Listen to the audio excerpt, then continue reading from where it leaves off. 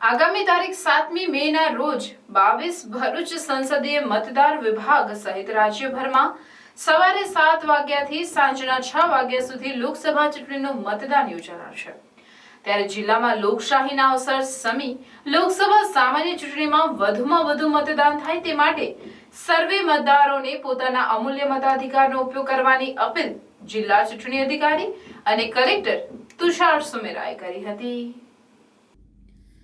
કલેક્ટરે જણાવ્યું હતું કે દેશના પુખ્ત વયના નાગરિકોને મળેલો મતાધિકાર એ ભારતીય ચૂંટણી પંચની દેશવાસીઓને એવી ભેટ છે જે અધિકારી વિશ્વના 2.5% લોકોને મળ્યો નથી।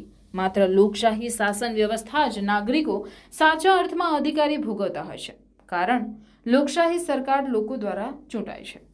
જેથી સૌ મતદારોએ ગર્વ લેવો જોઈએ કે આપણે સૌ આગામી તારીખ 7મી મે ભારતીય ચૂંટણી પંચે સૌ મતદારોને ચૂંટણી પ્રક્રિયામાં સહભાગી બનવામાં અને મતાધિકારનો ઉપયોગ કરવાની ગૌરવભરી તક પૂરી પાડે છે।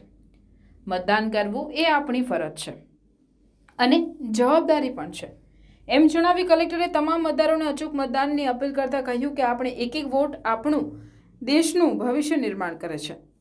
આગામી તારીખ 7મીએ લોકસભા ચૂંટણીઓમાં ઉત્સાહથી સામૂહિક રીતે મતદાન કરીએ। ચૂંટણી એ લોકશાહીનું પર્વ છે અને દેશનો ગર્વ છે। ત્યારે ચૂંટણી પંચનું વિઝન છે કે no voter to be left behind, એક પણ મતદાર મતદાન કર્યા વિના બાકી ન રહે, જેને અનુસરી લોકશાહીમાં દરેક મતનું મૂલ્ય અને નાગરિક તરીકે મતદાનની નૈતિક ફરજ નિભાવવાનો ભારપૂર્વક અનુરોધ કર્યો હતો।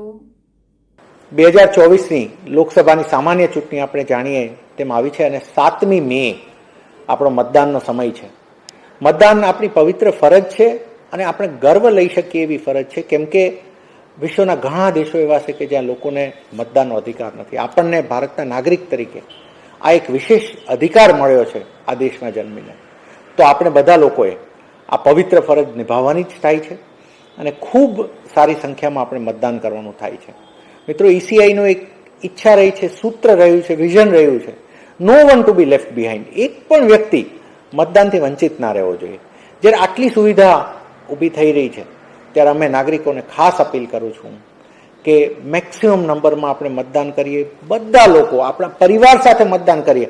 આપણા પરિવારનો પ્રસંગ છે, દેશ એક પરિવાર છે, આપણે એક પરિવાર સાથે જોડાઈએ, એક પરિવાર સાથે વોટિંગ કરીએ, આપણી આજુબાજુના લોકોને તૈયાર કરીએ, આપણી આજુબાજુના લોકોને મદદ કરીને વોટિંગ કરાવીએ અને ખૂબ સારી રીતે એ બધાને સાથે જોડાઈએ અને મતદાન સારા સંખ્યામાં આપણે કરીએ। Thank you.